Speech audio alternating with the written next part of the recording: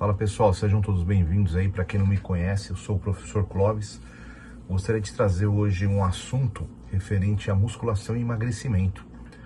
A gente tem um estudo recente agora de 2026 de um órgão americano aí, uma referência interessante aí na área de medicina, de endocrinologia, e mais uma comprovação aí falando dos benefícios da musculação para o emagrecimento e como a gente consegue emagrecer mais com o trabalho de musculação em relação aos exercícios aeróbicos, tá bom? Sem novidade nenhuma, quem já trabalha na área, quem já tá na área, quem já treina já sabe disso. É uma informação aí, não vou falar que é uma informação defasada, porque é mais um estudo aí que comprova a eficácia, tá? Porém, né, como eu disse, não é nenhuma novidade, tá? A gente precisa tomar muito cuidado com o estudo, porque a gente tem que ver como foram selecionados, né, os grupos de controle. A gente tem que dar uma lida neles. Eu não li ele, eu procurei saber como chegou, como foram feitas as conclusões, mas eu não consegui achar, então eu preciso procurar e dar uma lida para interpretar ele direitinho, porque a gente tem que saber o que foi comparado de musculação em relação ao que foi comparado de exercício aeróbico, tá? Então tem isso aí também. Obviamente, a musculação ela vai ajudar mais no processo de emagrecimento, pelo fato de aumentar o metabolismo e aumentar a quantidade de massa magra, tá? Sendo que um trabalho bem feito, um trabalho intenso de musculação, você tem um gasto de caloria muito grande, tá? Tanto é que o pessoal, quando começa a treinar musculação com uma ênfase maior, a fome vai lá para cima, tá? A gente tem um gasto energético muito grande, tá? Então, qual que é o recado principal aqui? Que independente do resultado do estudo, a gente tem que ver qual o nível de condicionamento do praticante, tá? Não dá para uma pessoa que nunca fez atividade de musculação querer emagrecer somente pelo fato da musculação. Se ele não faz nada, ele vai emagrecer? Vai, porque ele está aumentando o gasto energético dele, o gasto calórico dele.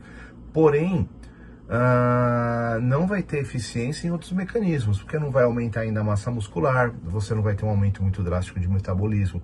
Então, de repente, da fase do treino e dependente do indivíduo, você tem que utilizar o exercício aeróbico sim, tá? Se a pessoa precisa melhorar o condicionamento, melhorar a resistência, você utiliza o exercício aeróbico. Se a pessoa está com sobrepeso muito além e ela precisa perder peso mais rápido, você vai utilizar o exercício aeróbico, tá? A pessoa está numa fase de adaptação ainda. Você não vai ter um treino com intensidade suficiente para queimar o que ela precisa de gordura, você vai usar o exercício aeróbico. Então aí vai muito da sensibilidade do professor, do treinador, em saber encaminhar e saber em qual fase você vai utilizar isso aí, tá? Mesmo no aluno mais avançado, vai chegar uma hora que você vai ter um limite, o seu treino não vai mais passar daquilo, tá? Se você quiser passar daquilo, você vai ter que trabalhar em cima de performance esportiva, que não é legal para ninguém, tá? E aí você vai introduzir um exercício aeróbico para aumentar o gasto energético, tá? Esse exercício aeróbico ele vai aumentar o nível das suas mitocôndrias, vai melhorar o seu treino de musculação, tá?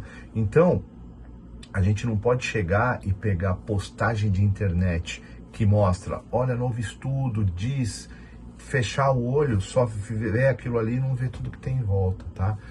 Então, eu fiz aquela postagem lá no Instagram. Então, é assim, desde 92 eu já vi estudos. Eu não vou botar os estudos aqui, tá? Se alguém quiser, manda para mim uma mensagem que eu mando certinho. Mas a gente já tem estudo de 92 mostrando a eficiência do trabalho anaeróbico, tá? Em relação do aeróbico, para você ter gasto de energia. Você vai ter estudo de 2015, você vai ter estudo de 2022, 2020, você vai ter muito estudo mostrando a relação de perda de gordura com atividade anaeróbica, com atividade de musculação, tá? E a vantagem em relação ao aeróbico. Outra questão importante também é que, além da gente não deixar de fazer o exercício aeróbico, tem a parte da condição cardiovascular. Esse exercício aeróbico ele pode ser utilizado como um potencializador do gasto energético, tá? Então, antes da gente chegar e fechar a visão só para o que diz um estudo ou outro estudo, sem a gente saber quais foram os grupos utilizados, como foi utilizado, quais os métodos utilizados, como é que era a alimentação desse pessoal, como é que era o descanso desse pessoal, quantas vezes treinava por semana. Antes da gente ter todos esses dados aí, a gente tem que usar ele como um parâmetro. Bacana, é mais uma afirmação, mas a gente não pode usar ele a ferro e a fogo, tá bom? Então é isso aí, pessoal, o recado é esse, tá? Quem tiver interesse, se alguém tiver interesse em se aprofundar mais no assunto, me procura, tá? Me dá um toque, eu mando os trabalhos que a gente tem, mas mais uma vez fica aí o recado, tá? Então a gente precisa tomar um pouco de cuidado, porque não é nenhuma novidade, é uma coisa que já é sabida, já se trabalha assim há anos e anos a fio. Para quem não conhece, para quem não é da área, vê uma postagem, um artigo novo, acaba achando que é uma novidade, né? E às vezes muda muito o foco da atividade que está fazendo, ainda mais quem vai começar, muda a direção, né, de um planejamento, às vezes, que foi feito, e não é hora de fazer isso aí não, tá? Então, tudo dentro do treino tem um momento certo. E tem que estar mesclado com a questão da alimentação também, tá? A gente não pode esquecer disso.